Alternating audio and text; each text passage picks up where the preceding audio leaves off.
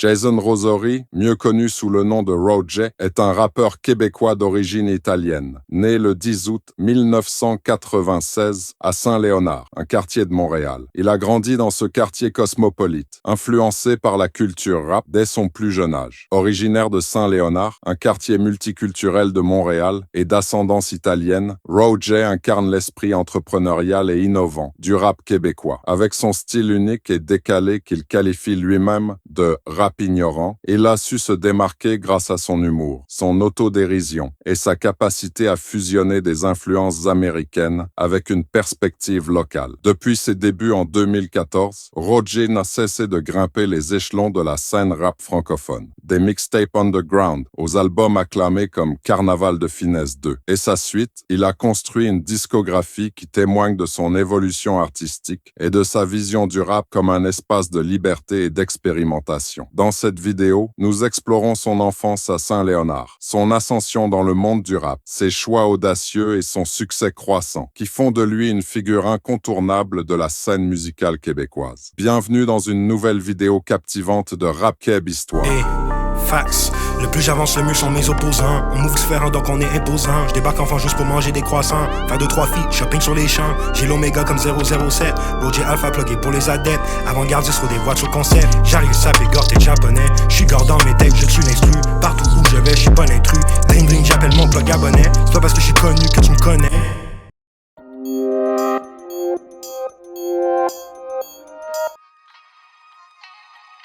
Jason Rosori, mieux connu sous le nom de Roger, a développé une passion pour le rap dès son plus jeune âge. Grandissant dans un environnement multiculturel à Montréal, il a été fortement influencé par ses fréquentes interactions avec des communautés haïtiennes et maghrébines, ce qui a enrichi son ouverture musicale et sa sensibilité artistique. Dès l'âge de 6 ans, il commence à se fasciner pour la musique de grands noms du rap américain, tels que 50 Cent et Outkast. Bottle full of bub, mama, I got what you need. If you need to feel the buzz, I'm in the having sex, I ain't in the making love. So come give me a hug, if you're in the getting rough, you can find me in the club. Bottle full of bub, mama, I got what you need.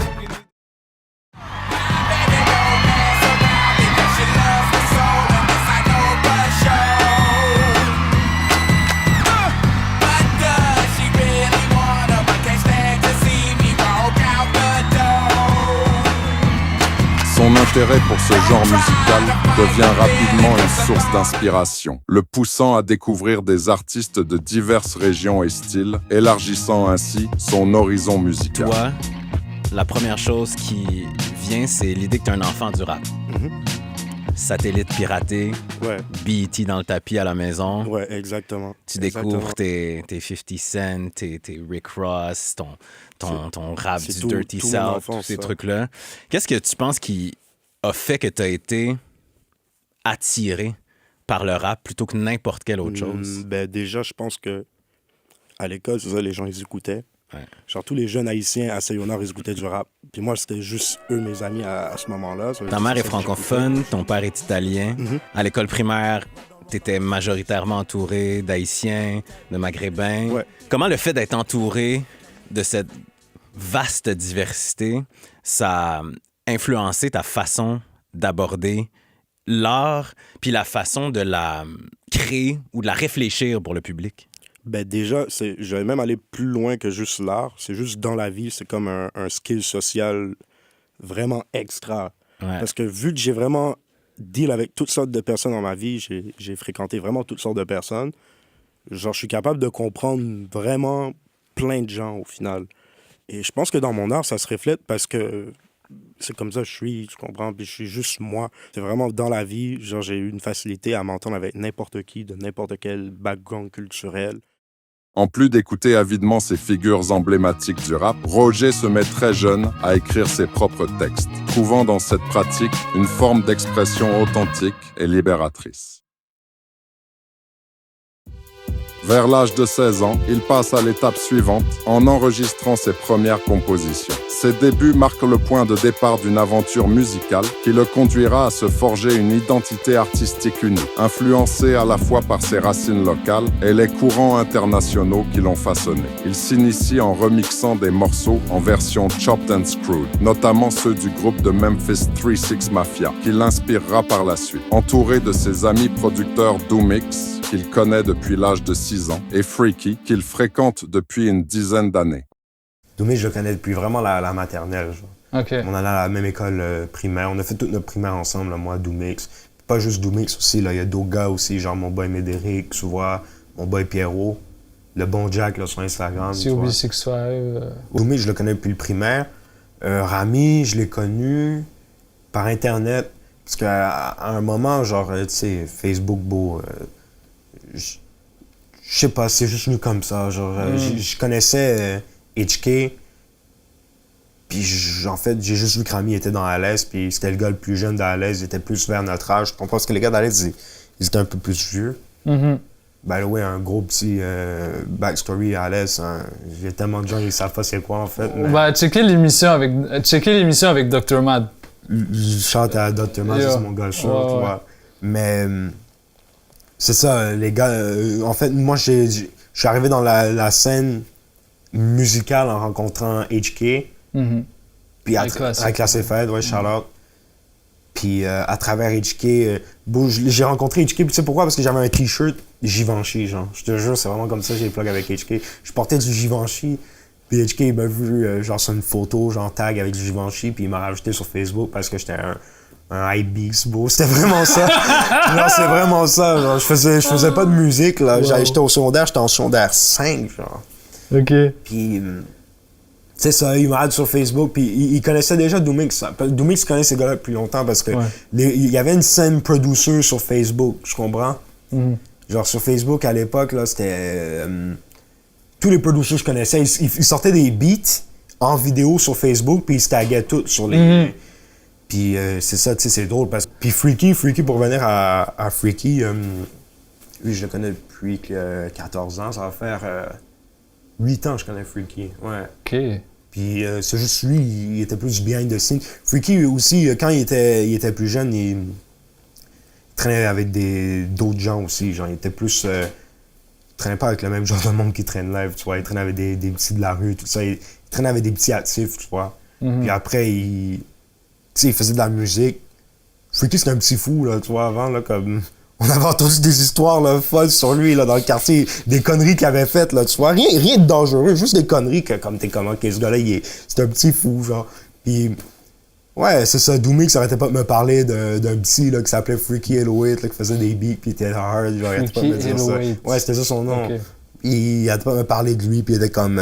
parce que, tu sais, avant, c'était TNV, c'était North Virus, tu sais, ben, c'est encore... C'était Tony et Doomix, ouais, puis, il rappe encore un peu, TNV, mais... Tu sais, tout ça pour dire que il voulait rentrer Freaky dans TMV, il me disait. Puis je me rappelle quand il m'a présenté ce gars-là, bon, j'étais comme, il sort d'où ce gars-là? Là? Tu sais, c'était un petit, là, il était là, super beau, super énergique, là, déjà, là, tu sais. Ouais. Ah, il l'est encore, là, tu sais, dans ses stories. Il fait des lives où il est juste en train de sautiller en écoutant ses phrases, là. Mais tu vois, il était déjà comme ça back then. Même, il était même pire, tu vois, parce qu'il était jeune encore. Ouais. Puis ouais, c'est ça, genre... on l'a rencontré quand il avait 14 ans, il faisait déjà des beats, mais qu'on l'a vraiment comme ramené avec nous. Il avait 17 ans, genre. Ouais. Parce que il était trop dans un autre vibe encore, tu vois. Genre, comme je te dis, il traînait avec des gars qui étaient trop différents de nous, genre. Puis à un moment donné... Lui, il a compris qu'il voulait vraiment faire de la musique, soit on l'a pris avec nous, soit il est venu, il commençait à traîner avec nous, tu vois. Roger développe son style musical en s'inspirant de la scène américaine, notamment de Famous Dex. Il se lance véritablement dans la musique en 2013-2014. Jeune visionnaire dans ma cité, suffoque avec la haute société. Tu nous vois en mob, c'est OB. Je me présente, je suis Young Roger. Le jeune visionnaire, le jeune visionnaire, le jeune visionnaire, le jeune visionnaire. Ride en round en Mercedes coupé. Le décrivant comme un jeune finesseur et qualifiant son rap ignorant. Son quartier natal, Saint-Léonard, a eu une influence notable sur sa musique. Issu d'un milieu multiculturel, il intègre des expressions créoles apprises de ses amis haïtiens dans ses chansons. En 2018, il choisit d'abandonner ses études pour se consacrer entièrement à la musique.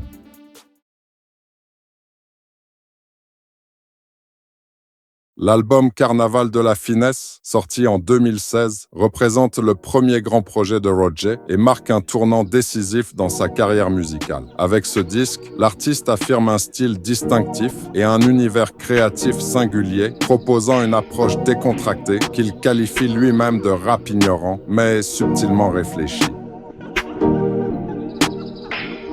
Yeah, hey, hey, j'suis toujours dans ces yonards, hey, j'suis toujours dans ces yonards, hey, j'suis toujours dans ces yonards, yeah, hey, hey, change jamais du sayonard, hey, change jamais du sayonard, hey. Véritable déclaration de son identité artistique, cet opus pose les bases de son succès en mêlant des sonorités issues du rap américain underground à des influences locales québécoises. Avant la sortie de Hors Catégorie, Roger s'était déjà fait remarquer avec plusieurs projets et mixtapes qui lui a permis de se constituer une solide base de fans. Avec cet album, il franchit une étape importante en affinant son style tout en explorant de nouvelles sonorités, affirmant encore davantage son identité musicale. 10e, à Paris, je suis dans le 10e. Fais un bac au mon 5e, fais un bac au mon 6e. 10e, à Paris, je suis dans le 10e. C'est hobby, c'est suave. 10e, à Paris, je suis dans le 10e. Fais un bac au mon 5e, fais un bac au mon 6e.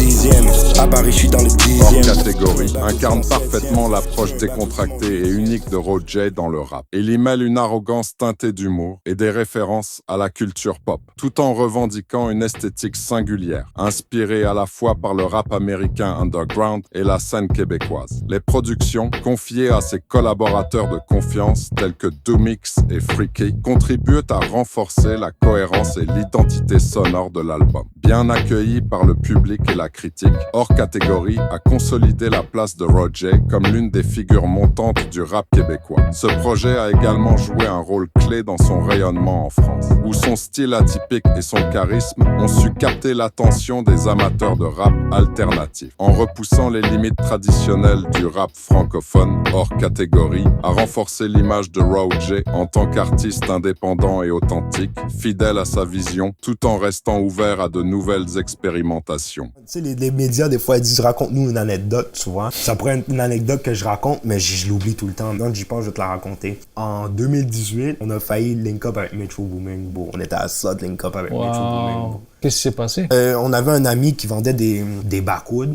Puis tu connais les rappeurs américains, ils veulent fumer des backwoods. Puis nous, on était à Paris, puis c'était Fashion Week. Puis tous les Américains, ils sont là pour Fashion Week, tu sais. Ouais. Puis c'est justement après John the Drop Hors Catégorie, ça. Moi et Doomix, notre boy, il vient nous check, il dit « Yo, hier, vous allez jamais me croire qui j'ai rencontré. » Là, il dit qui? Future, Metro Boomin. Genre, comme what the fuck? Là, il dit « Ouais, les gars, ils voulaient des backwoods. Moi, j'ai plein de backwoods. So, il est allé au studio. L'ingénieur du studio, c'est son ami, tu comprends? Puis il savait que lui, il avait des backwoods. So, voilà, c'était ça le link. Lui, il m'a raconté, il est arrivé au studio, beau, avec 20 filles. Il s'est enfermé dans le studio. Que des bad bitch. Il a jamais adressé la parole à aucune fille. Il a adressé la parole à personne, beau. Il a juste enregistré. Il a checké la main à tout le monde. Il est arrivé, il a dit what's up à tout le monde, genre. Super cool. Puis après, il a parlé à personne. Il s'est enfermé dans le studio. Même son ingénieur, il lui parlait pas. Puis c'est son ingénieur à lui, tu vois. Genre, il ramène son propre ingénieur, là. Puis l'ingénieur, il lui parlait pas. Il faisait juste...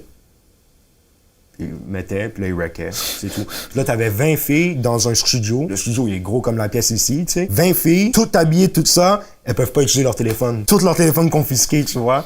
Puis il y a personne qui parle, bro. C'est ça qu'on m'a décrit. C'était ça le vibe de Future au studio, bro. Ouais, parce que Future, c'est une machine à enregistrer. Ben ouais. Puis c'est for real. Puis mon boy, il m'a dit que quand Future lui a donné un props, ça lui a coupé le doigt parce qu'il y avait une bague trop fucked up, genre de des diamants trop... Des diamants. Ouais. Ça lui a laissé une petite coupure.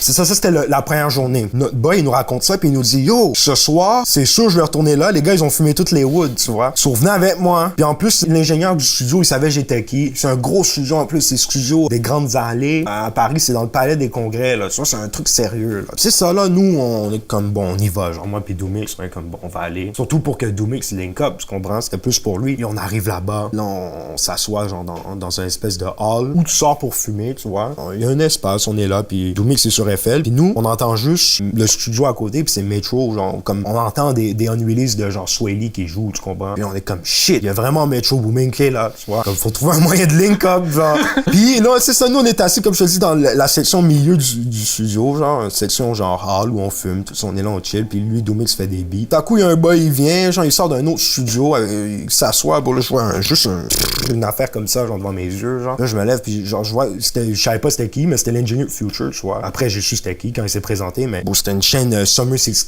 là, OVO, là. Okay. J'ai jamais vu un truc qui brille comme ça, là, tu vois. C'est là que j'ai compris que les rappeurs avaient des fausses chaînes. Quand j'ai vu la chaîne Summer 16 VVS chaîne vraiment devant moi, j'ai compris que tous les autres rappeurs avaient des fausses chaînes, tu vois. J'avais rencontré, genre. C'est ça, c'est l'ingénieur à Future, tu vois, il se présente, il vient, c'est un stoner, le boy, tu vois, on est là, on fume de la wax, là, on est en train de chill. D'un coup, il y a un boy qui arrive, un gros gars, genre, gros Renoir, puis juste, c'est le gars, on catch le gars de sécurité à Metro, / un peu manager, tu vois. Puis il écoute les beats de Doomix, parce que Doomix faisait des beats, puis il fuckait vraiment avec les beats à Doomix. C'était comme, oh shit, that shit hard, genre, comme, il venait, il posait des questions à Doomix, tout ça. Puis l'affaire, c'est Metro était en studio, mais il était en studio avec une fille, tu vois. Là, d'un coup, Metro est sorti du studio, beau. Metro est venu nous check. Il check la main, super chill, là, comme dude, là, vraiment comme normal. Yo, what's up, bro? Il nous parle vraiment comme ça parce qu'en plus, il a compris qu'on venait pas de là, tu vois. Tu sais, I guess les gars, ils entendaient quelqu'un parler en anglais for real. Je sais pas ce qu'on comprend, genre, parce que yo, les Français, là, ils sont pas capables d'handle ça, genre, comme. Yo, il y avait des affaires, les gars, ils nous demandaient parce que, comme ils étaient pas capables de le demander aux Français, les Français étaient pas capables, tu comprends? Problème de communication. Ouais. Puis ils ont vu qu'on venait de pas d'ici, ils ont plus fuck avec nous direct à cause de ça, tu vois. Te jure.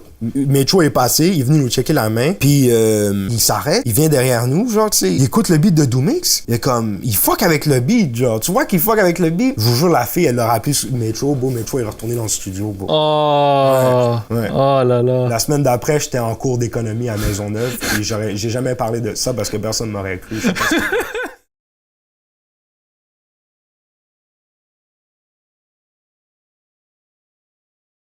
Je me demandais si tu pouvais reparler comment s'est fait le beat de Saint-Laurent. Saint-Laurent. Pour commencer, Beau Saint-Laurent, c'était un instru pour CDF2. Mm-hmm. J'ai fini hors catégorie. Là, je ramassais des beats pour CDF2. Ça, c'est un beat que Doomix me scène. Et Yvick, en fait, c'est ça. C'est la fameuse histoire. Je l'ai rencontré pendant Fashion Week à Paris, tu sais. Quand je l'ai rencontré dans le club, il m'a dit, c'est toi le mec tendance. Bref, 2-3 mois plus tard, il me follow sur Instagram. Il me tag et il repost 10e. Il me donne un esti de shout-out. Genre, je commande de fuck. Je me réveille un matin, je vois, je fais genre 150 followers en 1 heure. De fuck, qu'il s'est passé, genre. Je vois Yvick qui me tag. Là, je lui chat, je dis, oh, respect, beau, tout ça. Il me dit, oh, en mai, je suis à Montréal, on link up. C'est ça qu'il me dit, je suis comme parfait. Bon, il est arrivé en mai, beau. Je me réveille un matin. Il me dit, tu fais quoi? Envoie-moi ton adresse.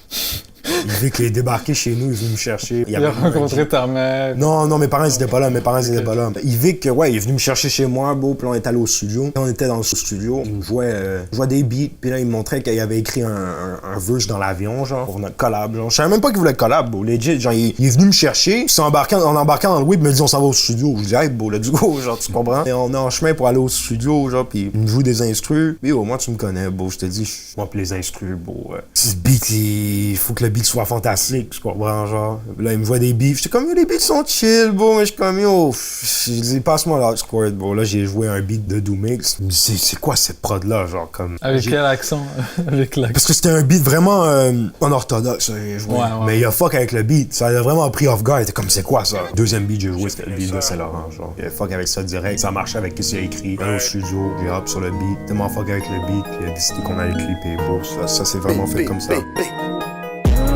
BMX5 Saint-Laurent, je suis à l'avant du truck avec Road J. BMX5 Saint-Laurent, je suis à l'avant du truck avec Road J. Mets du respect sur le V, tout est noir, j'ai lunettes teintées sur le nez. Le big sun everyday sur mes nez, je suis refait dans les airs, je suis mater sur les quais. Leur première collaboration notable est le titre Saint-Laurent, sorti en 2018. Ce morceau met en avant leur passion commune pour la mode et le luxe. avec des références explicites à la célèbre maison de couture française. Le clip officiel, disponible sur YouTube, illustre leur complicité et leur sens de l'esthétique. Leur première interaction aurait eu lieu en ligne, où Mr. V a découvert la musique de Roger. Intrigué par son univers musical et son approche décalée, Mr. V a contacté Roger via les réseaux sociaux. Leur affinité artistique s'est rapidement développée, menant à une première collaboration en studio. Cette rencontre a joué un rôle clé dans la reconnaissance de Roger sur la scène rap française, tout en permettant à Mr. V d'explorer de nouvelles sonorités et d'étendre son réseau artistique au-delà des frontières françaises. Free CDF 2, sorti le 14 août 2020, occupe une place charnière dans la discographie de Roger. Ce projet singulier est né d'une envie de proposer une œuvre libre, authentique et spontanée. La mention de Free dans le titre incarne cette volonté de se détacher des contraintes artistiques souvent imposées par les attentes du marché musical traditionnel. Mais de l'effort, alcool juste fort, femme sur mon couche, tu dors, jamais fit vos standards comme rookie, j'ai le phosphore. Back sur mon shit, de retour j'ai dû prendre une pause. J'étais revenu, je workais sur l'album, mais le Covid l'a mis sur pause. J'ai jamais m'en plaindre, bien au contraire, regarde comment j'ai fait la cause. Jeune entrepreneur, toujours réactif, ma clientèle aime sa dose. Je peux pas être raciste, moi j'aime les bad bitches de tous les pays. Et je sais qu'elle me file depuis que la bitch parle d'astrologie. Très blanc, l'étymologie, je peux soigner que ta calligraphie. Et je sais qu'elle file le mode de vie, spend 10 000 sur l'horlogerie. Dans ce shit, tous les jours, j'occupe personne, je fais mes shit, je vise mes objectifs. Assis-toi dans ton whip et écoute bien, tout ce que je spit, c'est éducatif. Et ne porte l'œil, mais à force d'avancer, on constate que j'aimerais être... S'inscrivant dans la continuité de l'univers finesse qui lui est cher, Free CDF 2 explore de nouvelles sonorités modernes et underground, reflétant une période où Roger cherchait à repousser les limites de son style. Inspiré par la scène musicale américaine, notamment le rap de Memphis et l'esthétique chopped and screwed, le projet aborde des thématiques variées, la liberté artistique, l'esprit entrepreneurial et une désinvolture assumée face aux normes établies du rap. Le contexte de la pandémie de Covid-19, marqué par les contraintes de confinement, a offert à Roger une opportunité unique de se recentrer sur une création dépourvue de pression promotionnelle ou commerciale. Cette mixtape est ainsi devenue un cadeau direct pour ses fans, leur offrant une expérience brute et introspective de son art. Free CDF 2 n'est pas qu'une suite logique de Carnaval de finesse. Il s'agit d'une véritable déclaration d'indépendance artistique. Ce projet célèbre une créativité sans limite et témoigne de l'évolution de Roger en tant qu'artiste, toujours prêt à repousser les frontières du rap francophone tout en restant fidèle à sa vision unique. Sorti le 26 novembre 2021, Carnaval de finesse demeure est le 3e album studio de Roger, une suite directe de son premier grand succès, Carnaval de la finesse. Ce projet représente un moment clé de sa carrière, consolidant son statut sur la scène du rap francophone. Accueilli avec enthousiasme, l'album a été salué pour son authenticité et la qualité de ses productions.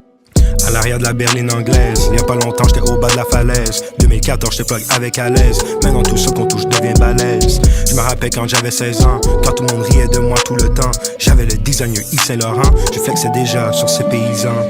Elle me dit c'était pour la vie, elle me laissait tomber, donc je cours après l'argent. Car l'argent m'a jamais abandonné, je reste à l'avant-garde, j'en suis mon propre NFT. Jamais content à 100%, même si je fais beaucoup d'argent, il me faut encore plus d'argent. À la base on est que des rappeurs, mais maintenant on est des hommes d'affaires. Y'en a trop qui sont jaloux de nous, ils aimeraient avoir notre savoir-faire. Et c'est jamais suffisant, jamais content à 100%, même si je fais beaucoup d'argent, il me faut encore plus d'argent. J'ai la recette, vite en Kenzo, j'arrête mon set, plus fraîche que toi, jusqu'aux chaussettes. Veux que j'ai danse avec Sylvain Cossette, polyvalent dont j'ai plusieurs facettes. Jeune finesseur, mais rappeur en poussette. Tu touches trop maintenant, change de cassette, c'est le COP, va falloir que tu respectes. Beaucoup trop brillant, quand tu me vois tu viens malvoyant. Design drip, c'est ce que je porte tout le temps. Juste un jeune, en avant sur son temps. J'ai un style innovant, tellement frais que moi j'arrête le vent. Design drip, c'est ce que je porte tout le temps. Juste un jeune, en avant sur son temps. Pour ma cause, je serai militant. Je veux plus d'or que tout le Vatican. Voilà, je vois une shit. J'aime pas trop, on m'a rarement aidé. Rap, ça va pas de couper décalé. Je me rappelle toutes les billes, je me trouvais laid. Maintenant elle veut tout que je n'ai sauvé. Je suis Roger, j'ai connu que COB. Tellement de rappeur qu'on vient de bercer. Juste de bercer, je sais je vais y arriver. Différentes devises quand je vais commercer. Hey, Roger est en train de percer. Tellement de vestes qui se sont retournées. Les gens pensent que c'est facile ce qu'on fait. Son approche décontractée mais maîtrisée du rap continue de séduire. Après le succès de Free CDF2 Earth et de plusieurs collaborations qui ont élargi son public, Roger revient avec un projet plus ambitieux, aussi bien dans les thèmes explorés que dans les productions. Inspiré par son parcours d'artiste indépendant, il fait de la métaphore du jeune entrepreneur le fil conducteur de cet opus. Il célèbre son éthique de travail, sa résilience et sa capacité à rester fidèle à son identité artistique, malgré les pressions inhérentes à l'industrie musicale. Musicalement, l'album propose une fusion audacieuse de sonorités modernes et rétro. Les influences puisent dans le rap américain classique, le cloud rap et des touches électroniques, créant un univers sonore à la fois riche et innovant. Le ton oscille entre humour, introspection et célébration, témoignant d'un équilibre subtil entre légèreté et profondeur. Roger collabore avec des producteurs réguliers comme Doomix et Freaky, tout en intégrant de nouvelles sonorités pour apporter une fraîcheur à son style. Des collaborations vocales avec des artistes proches de son univers enrichissent également ce projet. Carnaval de finesse. 2 illustrent la croissance de Roger en tant qu'artiste et entrepreneur. L'album témoigne de sa capacité à évoluer tout en restant fidèle à son univers singulier, combinant finesse et sérieux artistique. Véritable pilier pour ses fans, cet opus incarne un jalon essentiel dans son parcours et dans l'expansion de son héritage dans le rap francophone. La vie rapide, le 4e album studio de Roger, sorti le 18 juin 2024, plonge au cœur du rythme effréné de la vie moderne. Ce projet reflète les expériences de l'artiste dans un monde en perpétuel mouvement, où l'ambition, la réussite et les défis personnels et professionnels se croisent. À travers ses morceaux, Roger explore également la quête de sens dans cet environnement rapide et exigeant. L'album se distingue par une production méticuleuse, mêlant des sonorités trap à des influences électroniques, offrant une richesse et une diversité sonore captivante. Je suis avec Freaky, on encaisse les chèques. Je sais c'est quoi la vie rapide. Comment je peux faire comme un caïd. Comment je dépense sans faire le stupide. Jour des gros, moi jour des torpides. C'est sur quand je viens dans ta ville.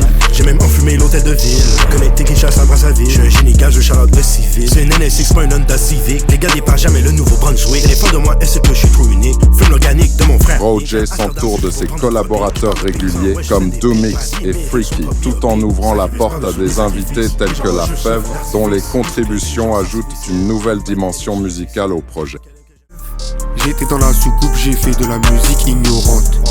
Elle me fait des folies en scratch, je lui dis quand tu veux on rentre. Fast life, la vie que l'on mène elle est très rapide. À la pas de thérapie, 50 barres j'implante dans un coin avec mes rapides.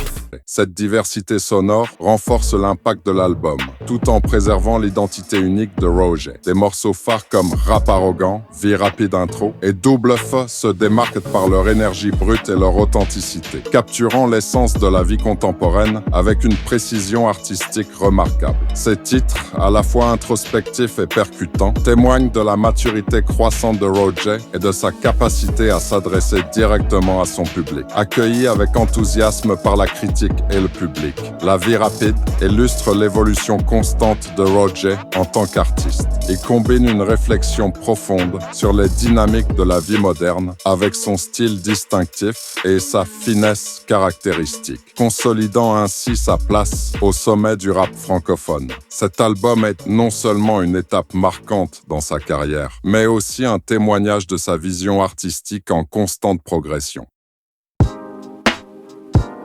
Roger incarne l'esprit d'un jeune entrepreneur, naviguant dans l'industrie musicale avec une indépendance farouche et une vision claire. À travers des projets comme Carnaval de la finesse, 2 ou La vie rapide, il a exploré des thèmes qui vont au-delà du rap traditionnel, notamment l'ambition, la réussite et l'importance de rester fidèle à soi-même. Son ascension artistique a été marquée par des collaborations stratégiques, notamment avec des artistes comme Mr V, La Fève et des producteurs comme Freaky. Ces partenariats lui ont permis de briser les frontières entre le Québec et la France, créant des ponts entre 2 scènes rap souvent séparées. En tant que créateur de l'emblématique slogan « Finesse or Die », Roger a redéfini ce que signifie être un artiste indépendant, mêlant audace et authenticité. Malgré les défis personnels et professionnels, il a su évoluer, jonglant entre ses influences américaines et une perspective locale qui lui est propre. Aujourd'hui, avec une discographie riche et une base de fans fidèles, Roger est devenu une figure incontournable du rap francophone. Il symbolise l'alliance parfaite entre l'innovation et la tradition, inspirant une nouvelle génération d'artistes à suivre leur propre voie. Il ne s'agit pas simplement de réussir, mais de le faire avec finesse. Parce que, dans sa vision du monde, l'intelligence, la créativité et l'authenticité sont les seules véritables clés du succès.